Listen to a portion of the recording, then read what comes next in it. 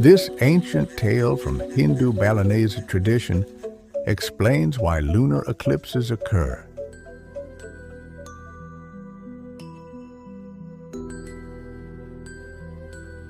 And reveals deep layers of spirituality, symbolism, and cosmic meaning.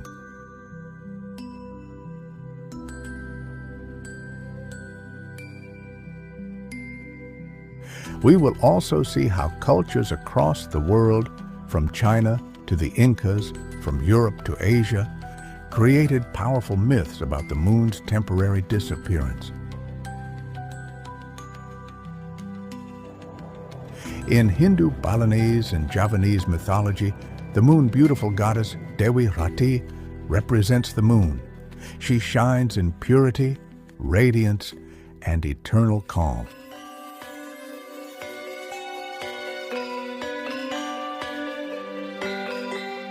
But she is pursued by Kala Rau, also known as Batara Kala, a fearsome giant who once tried to steal the water of immortality, Tirtha Amerta. When his disguise was discovered, the gods, Dewa Vishnu, cut off his head, but the immortal head lived on, filled with hunger and vengeance. The giant Kala Rau forever chases the moon.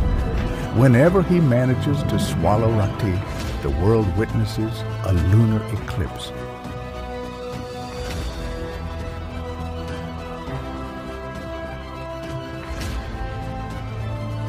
Yet the moon always emerges again, symbolizing resilience, rebirth, and the eternal cycle of life. This myth is carved into ancient stone reliefs, such as the one at Belahan Temple in Mojokerto, East Java, Indonesia.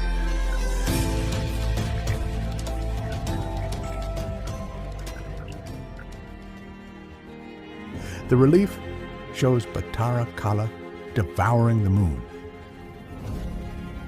Not only myth, but also an ancient astronomical record. Scholars debate the date it depicts. Some say 1009 AD, others 1049 AD.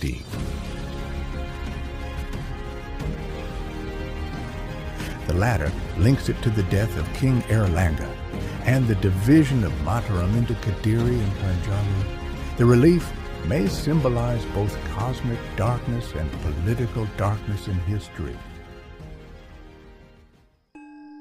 Our ancestors understood the eclipse not only as fear, but as a sacred marker of time and destiny.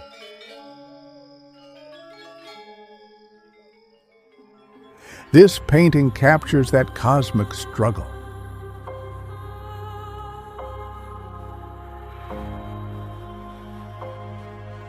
Dewi Ratih, glowing in silver light, serene and eternal.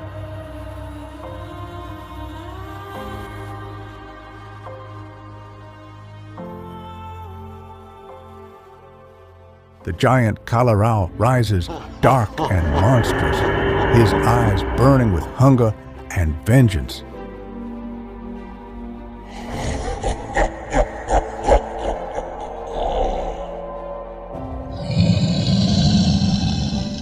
Philosophically, Dewi Ratih represents purity of mind, while the giant Kala Rau embodies greed, desire, and shadow. The painting invites reflection. Even when light is swallowed, it is never truly gone. The moon has always been surrounded by mystery. For thousands of years, people believed it influenced our lives.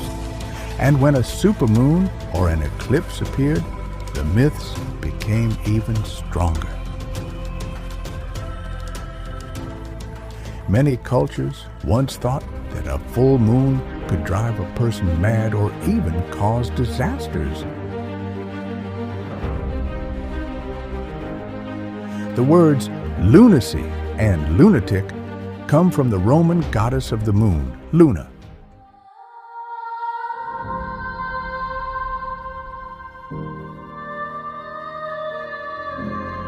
She was said to ride her silver chariot across the night sky. But what about lunar eclipses? When the moon turned dark or red, people were filled with fear. They believed something powerful was swallowing the moon.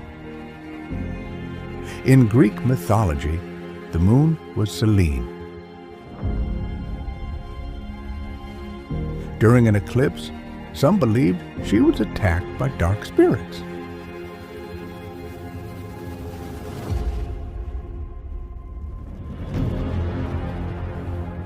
Others thought she was hidden by Hecate,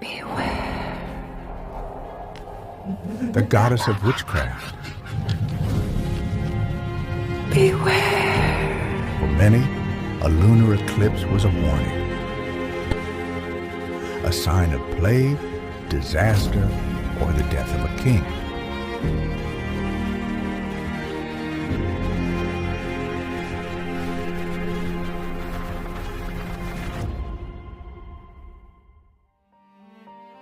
Yet Greek philosophers such as Aristotle already understood the truth.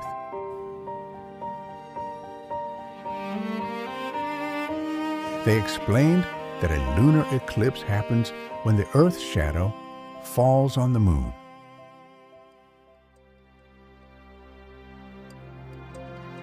The Romans inherited many Greek beliefs, but added their own. They called the moon goddess Luna, sister of Sol, the sun.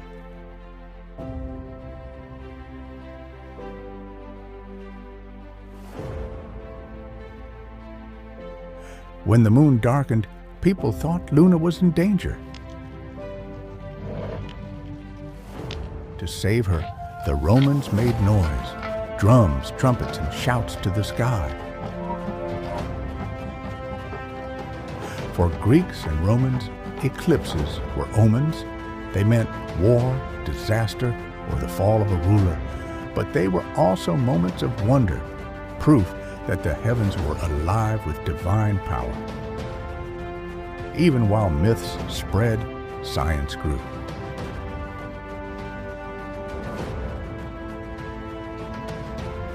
Astronomers recorded the cycles of the moon. They realized eclipses were not curses, but natural events, predictable and precise.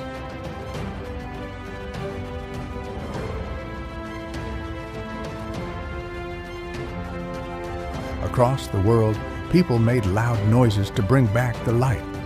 The story was always the same. The moon was too important to lose.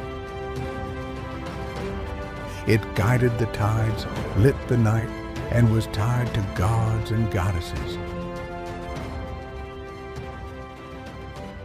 When it disappeared, even for a moment, people feared for their future. Across Asia, similar eclipse myths were told.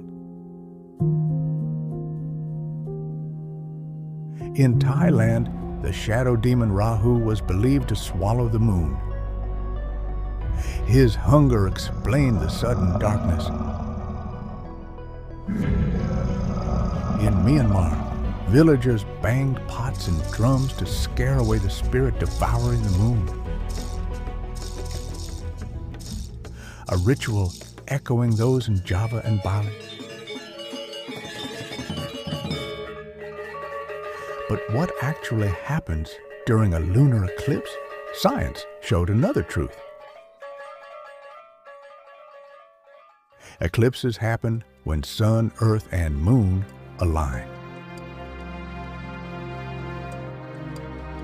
The Earth's shadow covers the moon, sometimes turning it red.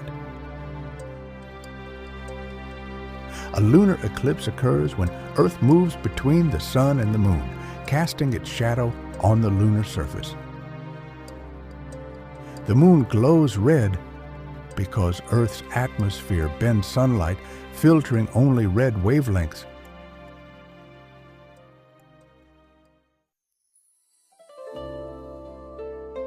In China, people believed a celestial black dog, Tiangou, devoured the moon. The dog once chased Chang'e, the moon goddess, after licking the remains of an immortality pill.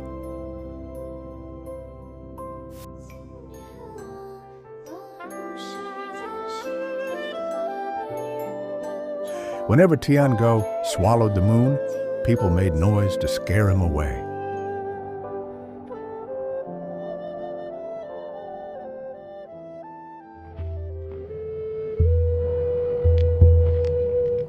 For the Incas of South America, a lunar eclipse meant jaguars were devouring the moon. The red color symbolized blood, a warning that jaguars might descend to Earth.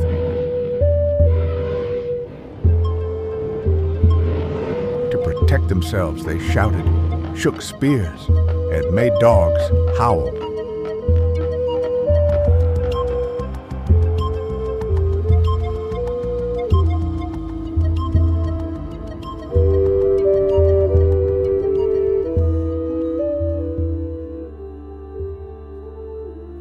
In Norse mythology, two wolves, Skull and Hati, chased the sun and moon.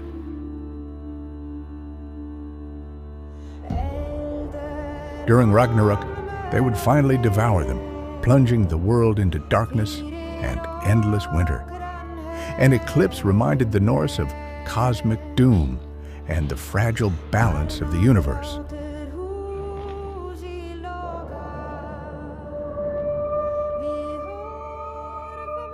Other cultures, too, from Mesopotamia to Africa, imagined demons and dragons swallowing the moon.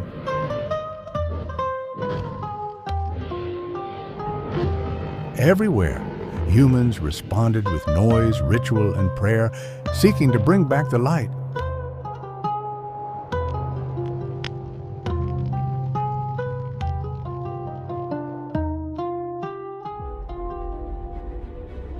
Myth, art, and science are not enemies. They are different ways of describing the same wonder. A lunar eclipse is both a cosmic event and a spiritual symbol, the eternal struggle between light and darkness.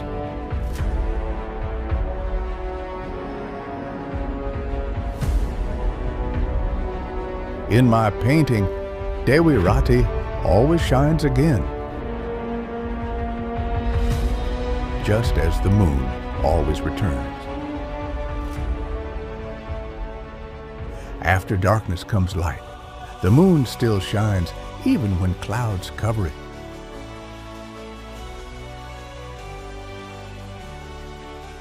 If the moon could speak, it would never lie, and in the end, everyone will miss the moon.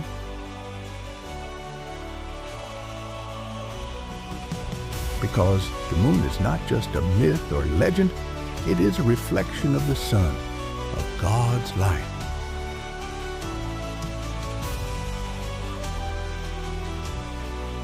It shines in dark times, in empty times,